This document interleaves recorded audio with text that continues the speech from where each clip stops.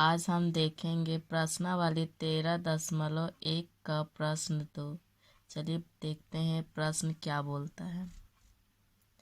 कोई बर्तन एक खोखले अर्धगोले के आकार का है जिसके ऊपर एक खोखला बेलन अध्यारोपित है। अर्धगोले का व्यास 14 सेंटीमीटर है और इस बर्तन की कुल ऊंचाई 13 सेंटीमीटर है। इस बर्तन का आंतरिक पृष्ठीय क्षेत्रफल ज्ञात कीजिए। पहले यहाँ बोला है कोई बर्तन एक खोखले अर्धगोले का आकार का है, मतलब आधा गोला है। आधा गोला हम पहले यहाँ बना लेते हैं। यह चित्र देखिए, अर्धगोले है, ये आधा गोला है। कोई बर्तन एक खोखले अर्धगोले का आकार का है। उसके आगे बोल रहा है जिसके ऊपर एक खोखला बेलन अध्यारोपित है। इसके ऊपर एक खोखला बेलन है। चलिए हम खोखला बेलन बना लेते हैं। अर्धगोले के ऊपर हमने एक खोखला बेलन अध्यारोपित किया है। आगे प्रश्न बोलता है अर्धगोले का व्यास 14 सेंटीमीटर है। अर्धगोले का व्यास 14 सेंटीमीटर, मतलब अर्धगोला ये है मेरा। तो अर्धगोले का व्यास यहाँ दिया हुआ है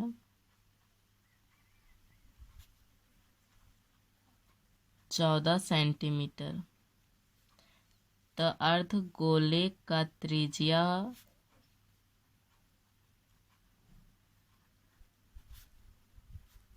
14 को हम 2 से भाग दे देंगे तो 7 सेंटीमीटर आ जाएगा।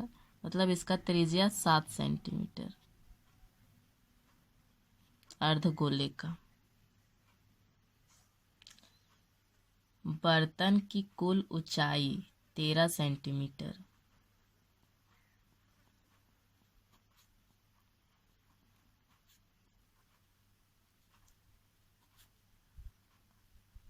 ये जो बर्तन है उसका कुल ऊंचाई है 13 सेंटीमीटर। ये जो है इसका पूरा ऊंचाई 13 सेंटीमीटर है। बर्तन की कुल ऊंचाई तो यहाँ दिया हुआ है और यहाँ हमें पता है कि अर्धगोले का व्यास, यहाँ अर्धगोले का व्यास दिया हुआ जिससे हमने त्रिज्या निकाला 7 सेंटीमीटर। तो ये नीचे भी ये 7 सेंटीमीटर है। अगर हमें बेलन की ऊंचाई निकालनी है तो बर्तन की कुल ऊंचाई से अर्धगोले का व्यास त्रिज्या को हम घटा देंगे तो मेरा बेलन की ऊंचाई निकल जाएगी।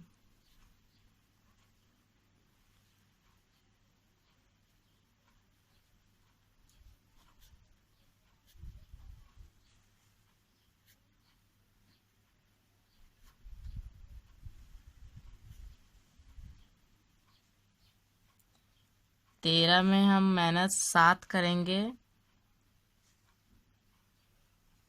6 सेंटीमीटर होगा। बेलन की ऊंचाई निकल गई 6 सेंटीमीटर। यहाँ प्रश्न में दिया हुआ है इस बर्तन का आंतरिक पृष्ठीय क्षेत्रफल ज्ञात कीजिए। आंतरिक मतलब होता है वक्र। वक्र पृष्ठीय क्षेत्रफल ज्ञात करना है। हम पहले बेलन का वक्र पृष्ठीय क्षेत्रफल ज्ञात करेंगे, फिर अर्धगोला का वक्र पृष्ठीय क्षेत्रफल ज्ञात करेंगे।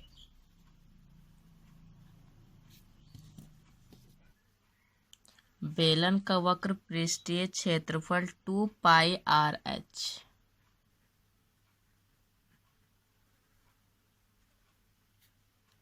पाई का मान होता है 22/7।